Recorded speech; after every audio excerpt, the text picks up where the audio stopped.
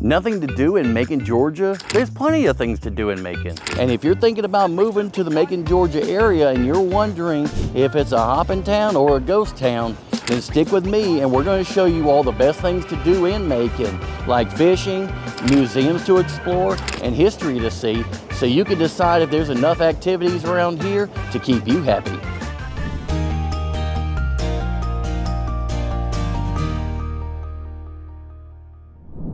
Hey guys, I'm Chris, your real estate problem solver. I'm a real estate investor and an agent in the Middle Georgia area. So if you're thinking of moving to Macon, Georgia, and you're interested in finding out what kind of things there are to do, stay tuned because we're going to go through all of this. Now, Macon is one of the only towns that survived the Civil War. Number one thing that Macon is known for is its historical beauty and all the historical memorabilia and sightseeing to see around. So that's going to be top of the list. But what really puts Macon on the map is the music scene.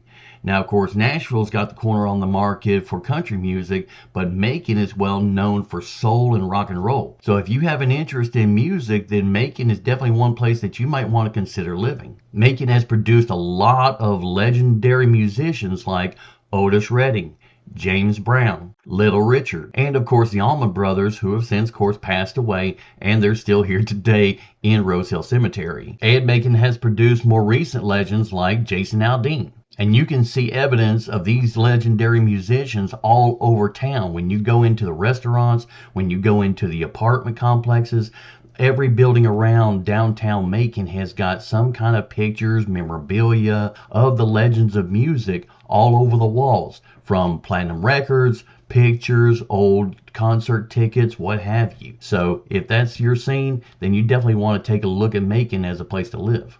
And if you're interested in taking a tour, Capricorn Records, now Mercer Music at Capricorn, does daily tours that you can go in and you can see some of the history that Macon music has to offer. Okay, so what if you're a movie buff? What does Macon have to offer for you? Well, of course, if you've been paying attention, a lot of movies have been made in Macon, like James Gunn's film Superman, the movie The Black Widow, Fast 5, and The Fate of the Furious were both filmed in Macon. And then, of course, Need for Speed. And more recently, even Tulsa King has been filmed in Macon. And even now, there's film crews in Macon doing scenes for other TV shows and movies as we talk now. And now you're saying, okay, Chris, I like that. That's all well and good. But I'm more of an outdoorsy kind of person. What is there to do outside and actually get some activities going? Well, downtown Macon is full of historical parks, of places where you can go walking, walk the dog, have a little bit of quiet time.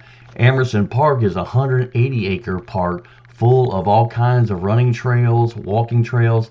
It's right by the Ocmulgee River, and it's got a huge playground that's just full of places where the kids can get in trouble and have fun. And speaking of Ocmulgee River, if your thing is fishing, kayaking, or just tubing, there's plenty of places to put in at Ocmulgee River, catch your fill of fish, or just hang out and stay in the water and just enjoy the day. And of course, if you like running and walking, the Ocmulgee Heritage Trail is a 13-mile trail that goes from Amerson Park, Rose Hill Cemetery, all the way to downtown Macon. So if you've got itchy feet, there's plenty of places to go take a walk, run, or just enjoy the scenery. And once you get done with the trails, you can pop up to Poplar Street Park, which is the divided road on Poplar Street, which is about 3 blocks of just small little park areas where you can sit back and enjoy, or you can go up and down Poplar Street and enjoy all the restaurants and the shops that they have to offer in downtown Macon.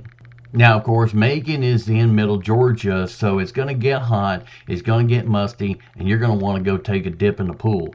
Lake Tobesofkee is an 1,800-acre lake right on the west side of Macon, which is full of all kinds of fishing, kayaking, and boating, and they've even got ski buoys set up right near Sandy Beach. And Sandy Beach is just that. It's a 1/4 mile of sand beach with the playgrounds, the trees, the pavilions, and you can go out there, grill out, have a great time, put in the boat, do a little skiing, and have a great day on the water. Now, of course, all these places have places where you can go bike riding, but if you're really serious about doing some bike riding, of course, we're not in the Midwest, so we don't have all the rocky slopes and heavy hills, but there are bike trails around here. like scenic Juliet OHV trails about 20 miles north of Macon, and Town Creek OHV trails, which are in Greensboro, which is about 30 or 40 miles north of Macon as well. And if you really want to have some fun, run up to Georgia Off-Road Adventures in Union Point. It's a little bit of a drive, but they've got 150 miles of trails, motocross tracks, rentals, and restaurants, so you can make a whole day of it. Now, getting back to the Macon history, if you're a history buff, you're definitely going to want to do a little bit of sightseeing. And there's plenty of places to do that, like the Harriet Tubman Museum or the Sports Hall of Fame. And like I said, Macon was one of the towns that was able to survive the Civil War and Sherman's March to the Sea. And during that battle, one of the cannonballs during that battle hit a house and it stuck. And now we call it the Cannonball House. So there's another good place to take a look and see a little bit of history. And while you're out, go run by the Hay House, which is an 18,000 square feet of Renaissance architecture and full of beautiful landscaping and craftsmanship. Now, of course, if you're thinking about moving to Macon and your thing is sports, you better bone up on your high school and your college sports. Professional games are not nearly as popular down here as the college and the high school scenes. So football, basketball, baseball, there's going to be plenty of people to talk to and debate over who won or what play was best or what didn't happen. So make sure that if you're coming down to Macon, you come and enjoy the Sports Hall of Fame and then run out to Luther Williams Stadium and enjoy a game. Or since you're in Macon, of course, you're thinking there's no way there's going to be any ice or any hockey. Well, you'd be wrong.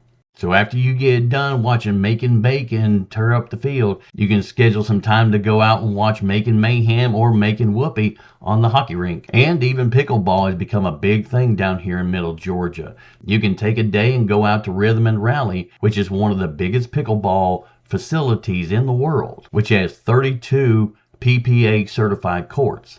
And I know I'm running through this a little fast, and I'm sorry, but there's a lot to cover, and I don't want to take up too much of your time. So if you have any questions, make sure to reach out to me. My phone number's right here, and I'm always answering my phone. So if you've got questions about moving to Macon, make sure to reach out to me, and I'll answer whatever questions I can.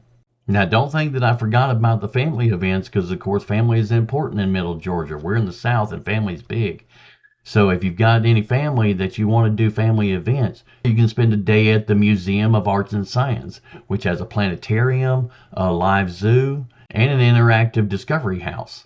Another place that I like to take the kids is the Ocmulgee Indian Mounds. This is a park reserved for the Native American culture, with the original Native American mounds still sitting on the property. As a matter of fact, the Ocmulgee National Trail actually cuts through here. So stop and take a look around and see some of the history of the Native American culture. As a matter of fact, they have an annual powwow out there every year to bring out the culture and show some of the crafts of the Native Americans, like the Sioux, the Cherokee, the Crow, and many others that were indigenous to this area. And of course, if you want something interactive to do with the kids as a project, Macon does have an annual Soapbox Derby. As a matter of fact, I built my own Soapbox Derby when I was about 12 or 13 years old with my dad up in North Carolina. So it's a great way to have a project that the whole family can enjoy, build a soapbox, race it, and have a little fun. All right, so now that the kids are asleep, the adults can have a little bit of fun too, right? Yeah, of course. One of the things that people love about Macon is the nightlife. Now, it's not as big as Atlanta, it's not as involved, but it still has a small town mentality, and they do have a lot of events. One of my favorites is First Friday. Now, this is the first Friday of every month. Downtown Macon opens up to open container, walk in the streets, kind of a street party. A lot of people come out with their arts and crafts, the food trucks pull up, the live music starts, and it's a little mini Mardi Gras. It's a great time to have a little bit of fun once a month in downtown Macon.